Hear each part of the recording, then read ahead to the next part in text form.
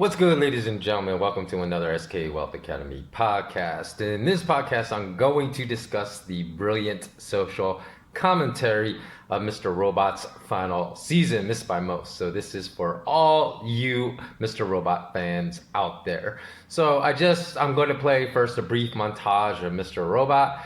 So for those of you that have never watched the show, so you're familiar with Mr. Robot's main characters, including its protagonist, Elliot, the leader of the White Hat underground hacking group F Society, Mr. Robot, who is Elliot's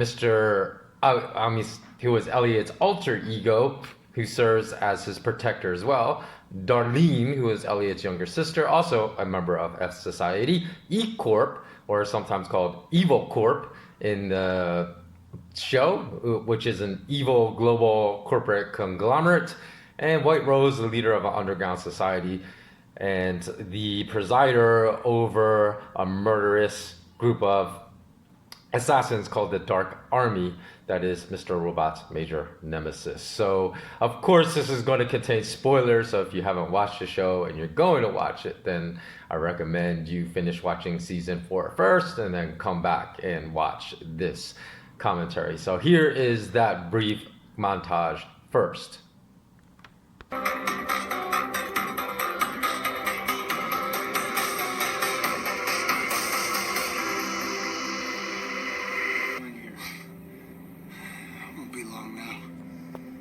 Tried to protect your son, but they caught up to us.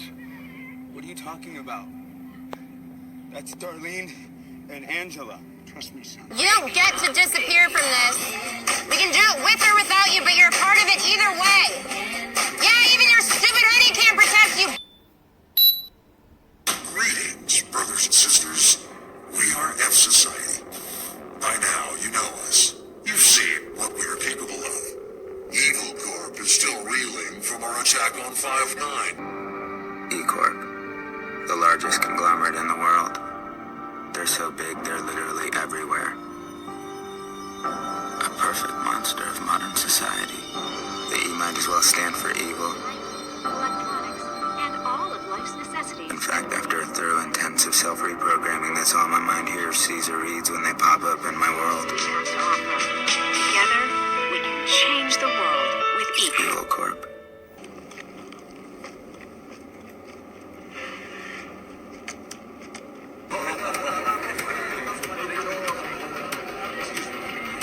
How are you, my friend? Just came off an 11-hour flight on Christmas Day. My wife is furious. And my girlfriend? She won't return my phone calls. This meeting has started. I manage my time very carefully, Mr. Alderson. Each beep indicates 1 minute of my time that has passed. I have allotted you no more than 3 minutes. So now that we have the major cast of characters out of the way, let's begin, because I guarantee that for fans of the show, I'm going to connect a lot of dots that exist from topics addressed in the show that really is a commentary on what's happening in the real world right now. And I guarantee you I'm going to also speak about a lot of connections to the real world that you have never heard about before. And the reason I state this is because a lot of my commentary will be based upon things I saw when I worked in the private wealth management divisions of a really big US bank, and also for a Wall Street firm, as only someone that has this type of work experience would understand. And I really don't think any other former Wall Street employees have reviewed this brilliant show. Now, the reason I'm reviewing this TV series, which is the only TV show I have watched a single episode of thus far this year in 2020, is because of its relevance to what is going on in the world today. So it's entirely consistent with the theme of my podcast channel. Now, E Corp, though it has a logo of a slanted E, which looks exactly the same as the disgraced and failed former American company Enron, which was a utilities and energy company, is obviously a reference to not Enron, but giant corporations of today that are trying to impose their belief system upon us, like Facebook, Twitter, YouTube, Google, PG&E, which is an American utilities company that exists out west called Pacific. PG&E stands for Pacific Gas and Electric. So in fact, there are direct references to the activities of some of these companies. For example, in it's either season 1 or season 2, E Corp, I think it's season 2. E Corp is mentioned as working on a cryptocurrency process, and they launch a cryptocurrency called eCoin, which could be a reference, I think it is a reference to Facebook's invention of their own digital currency, Libra coin. Secondly, there's a direct reference of the death of Elliot's father being caused by a toxic chemical leak into the water supply by a division of E Corp, which seemingly, because even on the show there is a document that is shown in which if you freeze the frame and read it, you can see that Elliot's father died because of toxic chemicals leaked into the drinking supply of the water in that community. And that is seemingly a reference to U.S. utility corporation Pacific Gas and Electric's pollution of water tables across America by dumping the chemical chromium-6, otherwise known as hexavalent chromium, into the water supply and causing many members of that community that drank that toxic water to contract cancer and die, and also caused chronic health issues in newborns that were never able to lead a fulfilling life because they were born with so many health issues from their mothers drinking that polluted water. So that was an event that was well chronicled in the Hollywood film Erin Brockovich. Now, I'm going to discuss parallel universes because there's a constant reference throughout the series of White Rose's ability to hack time and to her secret machine, which is not revealed until the final several episodes of season 4 what that machine could actually be. Because when we see the machine, we're given glimpses of it. Of course, these are all spoilers, as I'm warning you. This review, of course, by nature has to be very spoiler heavy. It looks identical to the LHC, the Large Hadron Collider located at CERN, Switzerland, which has a prominent statue of the Hindu god of destruction, Shiva, in front of it. So, needless to say, it's a very odd choice of a statue to place in front of the Large Hadron Collider. So this has led to all kinds of conspiracy theories that scientists are working on opening up some kind of gateway into another universe where evil dwells, and that could lead to the destruction of humanity, all of course which are unsubstantiated rumors. However, what we do know, what is truthful, is that the scientific work performed at the Large Hadron Collider at CERN has led to the discovery of the Higgs boson particle in 2012 that basically proved the existence of an invisible energy field that gives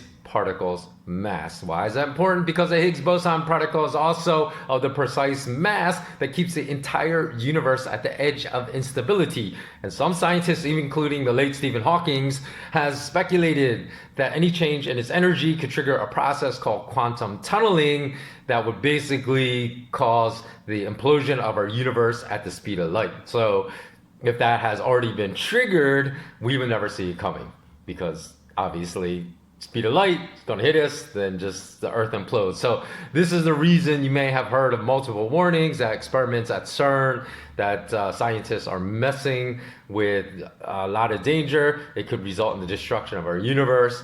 Though apparently from other articles I've read, that possibility is not too realistic at the current time, although it could become a lot more realistic in the future with scientists that are playing God at the Large Hadron Collider. In any event, in the finale of the show, the machine explodes. Elliot wakes up in this new universe. He's like, where am I? There's another Elliot that exists that's different from him. It's not the same. And also Angela, which was a romantic interest of Elliot's earlier seasons, also was alive in this other universe. So this led many to speculate that indeed the machine worked and Elliot was catapulted into a parallel universe. But there's another major twist to this theory in the 2 final episodes of the show that I actually will leave unspoiled. So if you are watching season 4 and have not gotten to the final episodes of season 4. But here's where this show, again, was brilliantly written and scripted to produce analogies that may have been missed by many that watched this show. In my opinion, the writer of the show, Sam Esmail, was trying to really tell us, the viewer, that there are separate universes that exist in this world that we live on planet Earth that are not parallel universes, but completely different universes and different rules than the one we believe to be real, that are completely accessible to us if only we are smart enough to understand that the world in which the majority of us live from birth to death for our entire lives is not real, but an artificial one created by the parasitic class specifically to control us. So in the show, and this is a massive spoiler, so if you've not watched the finale and want to be surprised, then pause it here and then come back after you finish watching the 2 final episodes of the show. In the finale, we learn that the entire show existed in an artificial world created by Elliot's alter ego, Mr. Robot, and was never the real world in which Elliot himself exists. So in the world we live in today, there are 3 simultaneous universes that exist. Not parallel universes, but simultaneous universes that 90% of us never discover. And probably one of the other universes is a good thing that we really never intrude into that universe because it's dark. But there's another universe where truth dwells, brightness and hope for a really fulfilling, meaningful life, and 90% of us never discover it. So the 90% of us that dwell in the universe that has been created by the parasitic class, that is all 100% manufactured perceptions and control perceptions from birth to death, is a universe in which everyone does everything that they are ordered to do by the parasitic class. So in other words, the 90% that dwell in this universe don't explore the world's different religions, but merely adopt their religion or atheism of their parents' beliefs as their own. They never explore the much higher and better roads of education available to them, but just follow the hive-minded society like obedient cattle and believe there's only one path, traditional academics, and that you must attend preschool, kindergarten, primary school, high school, perhaps university, along with every other person in their community, or you're doing something weird. If you're homeschooled, you're the weird one, even though homeschooled children have proven time and time again their levels of intellect are way higher than at least those that are properly homeschooled than those going through the traditional academic system. They believe this 90% that the blueprint society provides to them, that orders them to be married by a certain age, have a child by a certain age, buy a home by a certain age, and if you fail to accomplish any of these 3 pillars of being a good citizen, that you have failed in life. And then this 90% does not explore the multiple avenues available to them to make a living, but instead choose a singular corporate highway that they're all instructed to take while attending university, that basically turns them into an indentured servant for the 5% of the multi-hundred millionaire and billionaire class on this planet for the entirety of their lives until retirement. And perhaps when they retire by age 65, or now that we're actually entering, or we have entered, a global recession in which a lot of the economic metrics are worse than during the Great Depression in the late 1920s into the early 1930s, that they may not have to work until age 75 before they can retire. So they only have a minimal amount of their entire span of life in which they move into the light for the first time during their entire lives, and they choose on their own terms how to live their life. But otherwise, they're just being ordered around like cattle into certain constructs of thinking and beliefs that basically control the way they live their lives from birth to almost death. But unfortunately, for the majority of their life, they choose to dwell in the narrow spectrum of visible light without exploring the massive spectrum of light that is not immediately visible simply by putting on a different pair of glasses, adopting a different perspective, and then being able to see the entire electromagnetic spectrum of light, or in this analogy, choices that are available to us in life. Because regarding that electromagnetic spectrum of light that we can see, it's also called white light or the optical spectrum, that only consists of 0.00355% of the entire electromagnetic spectrum. So in other words, you can't see infrared light without special adaptation, right? Special glasses, and then we can see infrared light, or we can see ultraviolet light, which can be seen by some insects such as bees, and that can, for them, then they can pick up on which flowers have lots of pollen to pollinate and so forth. But if we extend the analogy of the electromagnetic spectrum of light to our choices in life, 90% of us choose to dwell in the 0.0035% of visible light, or available choices to us, and ignore the other 99.9965% of choices that exist on the spectrum of life options. And that's insanity. Mr. Robot is trying to tell us that, the writer of the show. In fact, he specifically references these 3 simultaneous universes that are open to each and every one of us during its 4-season run. Now, the dark side, in which 5% of the uber wealthy dwell, not all of the uber wealthy dwell in this 5%, but a lot of them do. It's a good thing that we avoid this simultaneously existing universe that has a different set of rules than the rest of us, because this is the world that, although we need to be aware of it, we do not need to visit it. It's the one populated by the Jeffrey Epsteins, the pedophiles, the transhumanists. It's a very, very dark world, and also top global bankers. So it's a world out of our sight for the most part, so we don't even think about it. But although most of us by now know that it exists, and it's populated by very, very powerful people, from royalty to the richest bankers of the world to the most powerful politicians and even the most famous entertainers in the world. And this is the unseen part of the world in which the dark army that exists in the television show Mr. Robot dwells. Now, just to give you an example of this, we all heard of Jeffrey Epstein, right? The big pedophile, but there have been much bigger pedophiles in this world, including Jimmy, what was his name? Not Savile. Was his last name Savile? He was basically great friends with Prince Charles and Queen Elizabeth. He was a BBC presenter that had been, post his death, been exposed for molesting thousands of children. It's crazy.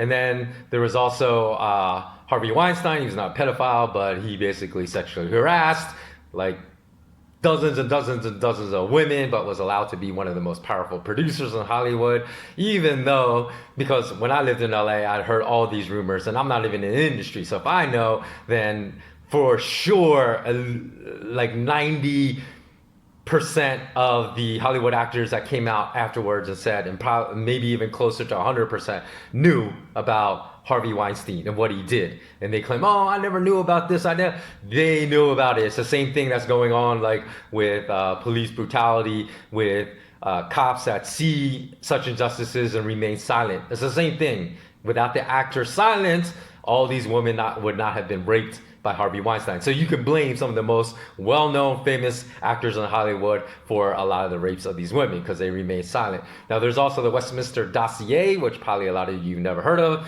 It was actually compiled by a member of parliament in the EU, and it was given to Scotland Yard, who somehow misplaced it and lost it, and nothing was ever done. Although this member of parliament had said he had documented everything, gave it to Scotland Yard, and he said it involved some of the most famous MPs that were involved in pedophilia, like in the UK.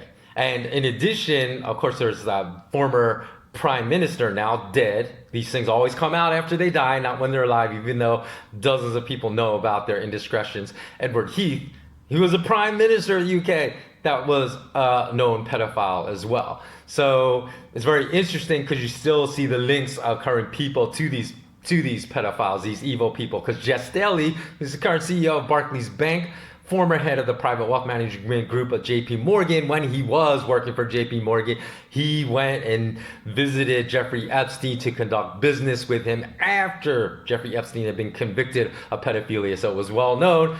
Jess Staley said, hey, that's okay. I don't care. Let's do business with a pedophile. Bill Gates also had very long meetings at Epstein's home in New York after Epstein's conviction, so Bill Gates knew he's a pedophile. Hey, that's okay. Dominique Strauss-Kahn, head of IMF. Interestingly enough, he was railroaded out of his position as the head of the International Monetary Fund for his sexual indiscretions because he had a penchant for attending orgies that surfaced, and this is when they bring out the dirt on you when they don't want you in your position of power anymore. Then they bring the dirt out to kick you out of power. So the world we live in is the world in which all our perceptions are managed by this parasitic class that includes this class I just told you about that engages in all this seedy behavior. But the third parallel universe where freedom resides is only occupied by the 5%ers of the world that understand we don't have to live in this artificially managed world created by the parasitic class. So specifically in season 1, Elliot hacked pedophiles and human sex trafficking rings and punished them. And this season came out before Jeffrey Epstein's arrest and murder, because I'm going to say most people believe from the evidence given that he was murdered and that he's murdered by the parasitic class that he would have exposed as pedophiles and that he did not commit suicide. So to illustrate how much power this parasitic class has, look at how the media has completely ignored the fact that Epstein's closest partner, Ghislaine Maxwell, has been allowed by law enforcement agencies all around the world to remain completely free, and how the mass media has not spoken about her repugnant role in a child sex trafficking ring. They give Ghislaine Maxwell a free pass, which is how you know the mass media is also very much part of this parasitic class that they supported. So as well, the level of research that went into the production of the storylines, I think, is really underappreciated by most. I mean, I know that's kind of obvious what I've spoken about so far, but I'm going to start diving a little bit deeper because everything that happens on the show, as I said, almost everything has a parallel event in the real world. So in season 1, the main storyline is Elliot's desire to reset all the debt records of E Corp's customers, to wipe out the debt, set it back to zero, to give them a fresh start on life. And unfortunately, in order to do so, that requires physical infiltration of an E Corp building because these records are stored completely offline. So he has to enter that building to physically upload a virus to wipe out the debt records, because they cannot do that with an online hack, which is the preferred methodology.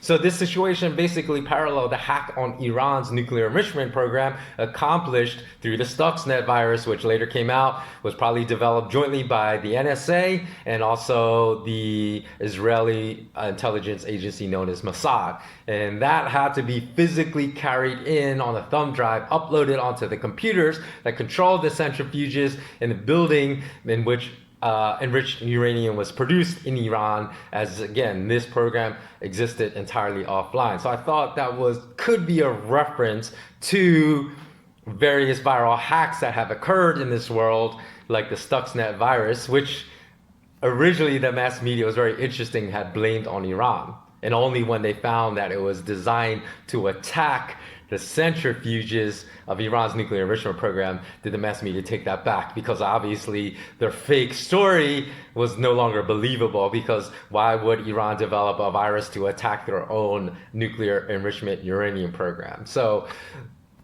let's continue. Let's see. Now, anything else? Well, okay, this leaves 5% more of the population, right? Because I told you 90% dwell in the universe almost everyone you know dwells in for the majority of their lives, from birth to death. 5% dwell in this really seedy, dark underground world you don't want to go into, but billionaires love. And then 5% live in the light where truth rules. So the 5% of the world that understand that they don't ever want to enter the underground of where the 5% of evil people dwell, and don't want to live in the controlled world where the majority of 90% of the world's population dwells.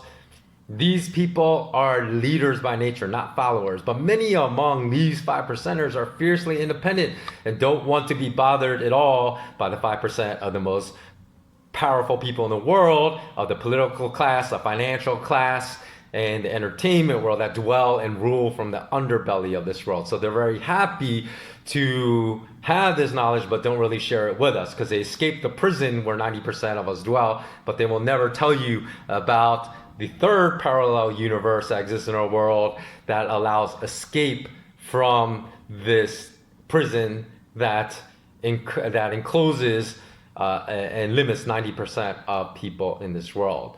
And in order to get there into this better world where they live the majority of their lives, they have to shed all ideas about attending prestigious universities, securing prestigious academic degrees, but they have to interest themselves only in true education, because a lot of these schools now no longer really engage in real education, which would involve critical thinking and applied knowledge. And they've also shed themselves of the narcissistic and destructive concepts of success and happiness embraced by 90% of us, and they embarked on their own difficult journeys of self-discovery to define these concepts for themselves, and have pursued their own truths with zero regard for how society views them, their opinions of their journeys, or what they think about their definitions of happiness and success. And by just trying to fulfill their own specific, unique definitions of happiness and success,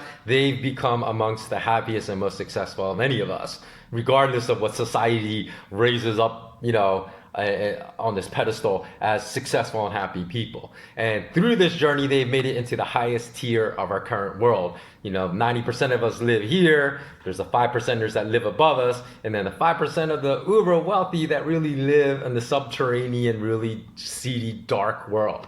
And this was the brilliance of bringing White Rose's machine that looked exactly like the Large Hadron Collider into the show, because I believe Mr. Robot's creator, Sam Esmail, Esmail, I hope I'm pronouncing his last name correctly, he wanted to challenge every viewer to really take an insightful, introspective look upon how we're living our lives, and to consider if our life has been lived within a universe that's completely fake, just like Elliot's world on Mr. Robot, because it's not constructed by any of our own personal truths, but only lived within the parameters that had already been created by the parasitic class that existed from the moment we were born into this world until the moment we exit. Ashes to ashes, dust to dust, right? So in fact, he almost goes so far as to tell us through his show that there's a better world for all of us to live in that's not closed off to us if only we would open our eyes. And he said only the 5%ers dwell there, but the 90%ers that don't dwell there could if they only question the constructs that have been pre-engineered and pre-built for us into which we are all born. So finally, the concept of duality that the show Mr. Robot explores is also an analogy for the duality that exists in the real world today. Because you got to think, why is the leader of the dark army called White Rose? Because white is typically a color that's reserved for the good guys. Black is typically a color that is reserved for the baddies, right, on any show. And that, again, I think is a very...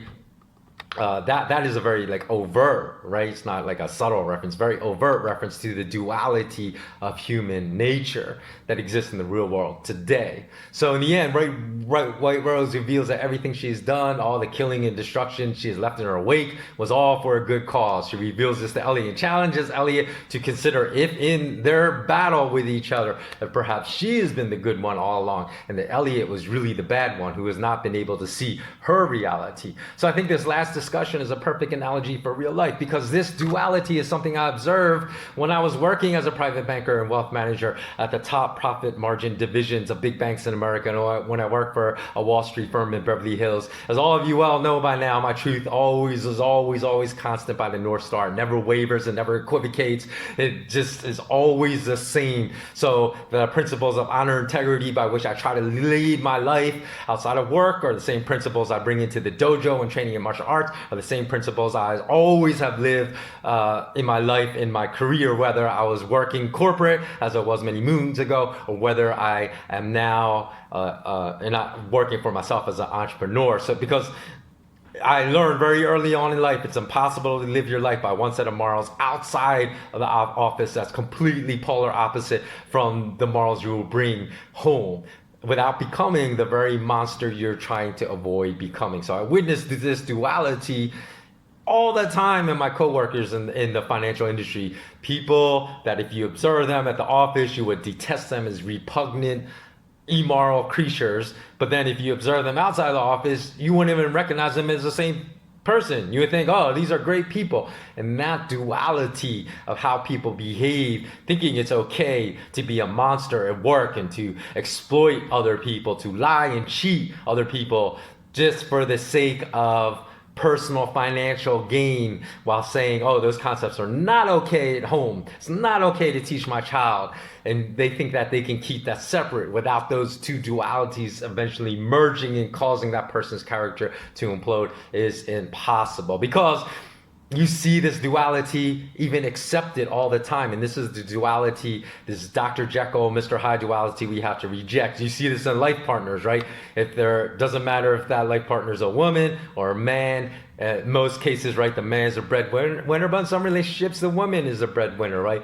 And sometimes that woman and man are engaged in very bad things within their work environment. You know, they're still looked in society as respectable icons because of all the tens of millions or hundreds of millions of dollars they make, because people just judge character based upon money, which is ridiculous. Because I've even heard podcasts in the last month, people say, oh, you know what, I saw Warren Buffett at this, or I saw Jeff Bezos and I wanted to go tell him how much I admire you, when they don't even understand that many of the principles that drive their profit making in their business are really monster-like, and they're not good people. So there are plenty of people today that could care less about the immoral behaviors of the life partners at work, because they say, hey, you know, my partner loves me, treats me well. You know, they don't think of society at large. They don't even think of the community, how this person that they say treats me well and loves me, so I'm going to look the other way and turn a blind eye to what they do, or I'm not even going to ask, because I've also met people like that. I don't really know what he does. I don't want to know what he does,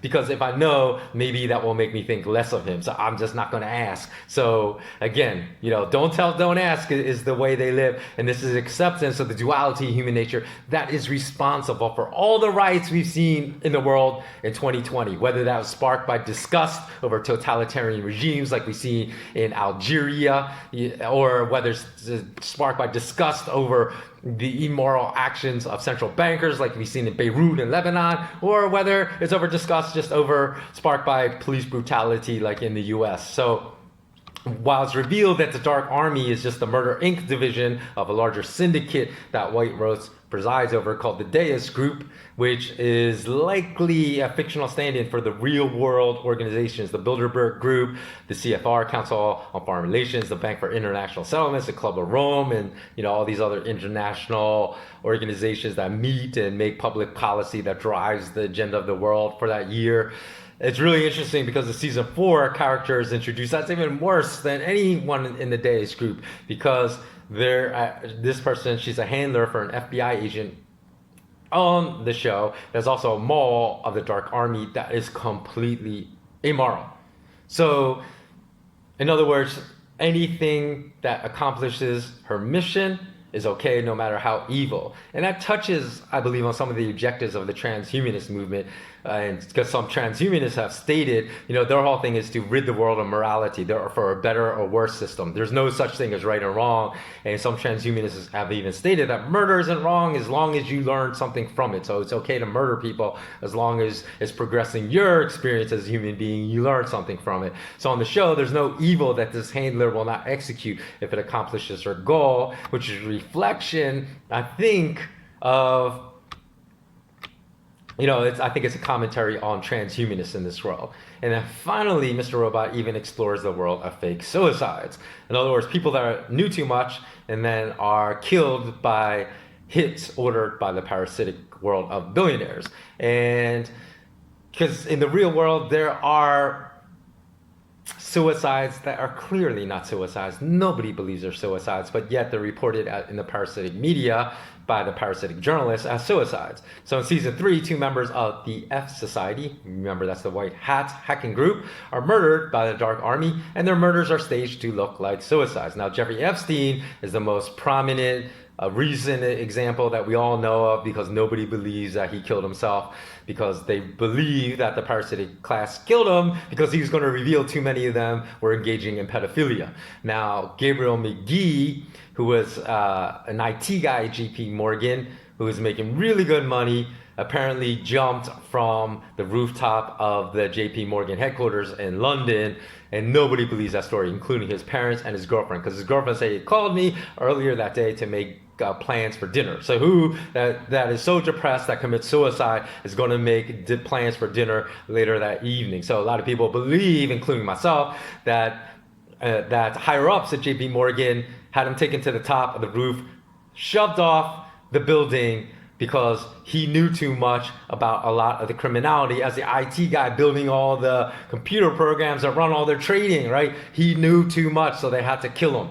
And so he may have been talking to authorities or threatened to talk to authorities. Who knows what the real reason is, but everything about his suicide indicates that he was actually murdered, because not only that, his body was left for hours in a pool of blood just on the street. And people said, what? Like, no one at JP Morgan called the authorities to report that, so they left his body uncovered for everyone. And you can even go online if Google hasn't purged it, because Google's part of the parasitic class too. But when this story came out, there are actually dozens of photographs of people peering out the windows of the JP Morgan building looking at his body. And that's kind of a warning sign. Look, if you talk about our criminality, this is what will happen to you. Another example was David Rossi, who was found dead below, and CCTV cameras actually captured it. He was obviously murdered. The mass media reported it as a suicide, and he worked for Monte dei Paschi di Siena, which is the world's oldest bank. It's a bank that was founded in Italy, and in the CCTV footage, not only is he is he seen jumping backwards, not, who commits suicide, jumping, going, standing on the ledge, turning around and then leaping off backwards. Nobody, right? So, and also in the footage, there are two men that walk over to his body, take a look, make sure he's going to die, and walk away. And they never called emergency services in Italy or to come, or EMTs to come help him. So obviously that was a hit. William Brooksmith, an ex-risk manager for Deutsche Bank, was found hanging in his home in West London. Now, as a risk manager, you know about a lot of shady things that Deutsche bankers were doing. So that gives you motive, can prove that suicide was a murder. It's another one I think was a murder. Richard Talley was most definitely, in my opinion, a murder. He was the CEO for a big insurance firm, American Title Services, and he died from firing at least 8 nails into his head and his chest. If you're going to commit suicide, I can think of a much less painful way to commit suicide. They actually said he chose to commit suicide by taking a nail gun and firing 8 nails into his head, into his chest. And that's the absurdity of these people that order these hits on these people. They don't even care how absurd the situation is. There's some people that have died from 2 bullet holes in the brain, and they say it was suicide. Like, you can shoot yourself in the brain once and then still be alive and shoot yourself a second time. That's how evil these people are. Now, season 4, F Society discovers E Corp laundered all their money through Cyprus Bank. How is that relevant to what's going on in the world? Well, 2 banks in Cyprus literally stole 62.5% of all customer accounts larger than 100,000 euros. Because they're going bankrupt, they needed money, they just stole money. If you don't know this, that's crazy. If you never heard about this, this happened in 2014, so only 6-7 years ago. And you know what the name of one of those banks that committed, because there are 2 banks in Cyprus that did this. That bank was called the Bank of Cyprus. In Mr. Robot season 4, E Corp launders their money through a bank called Cyprus Bank. Of course, it is a reference to the Bank of Cyprus, because not only did the Bank of Cyprus steal money from all their clients that had over 100,000 euros in the Bank of Cyprus was known for actually being the bank of favor for Russian oligarchs, corrupt Russian oligarchs, and Russian crime syndicates to launder their money, except they knew that if they stole 62.5% of money from Russian oligarchs and Russian crime syndicates, that the hit would be put out on them and that they would be dead within days. So what they did is they actually called up all their clients, which proves they know they're committing a lot of crime, is they called up all of these clients and say, hey, you know what? We're going down. We have to steal money from our customers. So you get your money out first. And they allowed them to withdraw their money before they basically implemented that bank holiday in which they froze all bank accounts on a Friday, opened it up Monday, and only for clients to discover that 62.5% of their money was frozen. So we have three universes. We don't have to dwell in the one that most of us dwell in for most of our lives, because it's not the one that is best for us. So that wraps up my commentary on the brilliance of Mr. Robot. So tell me what you think about the dots I connected between all the events that happened on the show to the real world events, because I actually think that the writers for this show did meticulous levels of research, because there's so many things. I don't think I'm really stretching a lot or making huge leaps and bounds to make these connections between the dots I connected between what these corporations, what these entities represent, what our reality is, and what they're trying to say to us. So let me know what you think. Please do comment below. And as always, remain intensely curious. Until next time, bless up.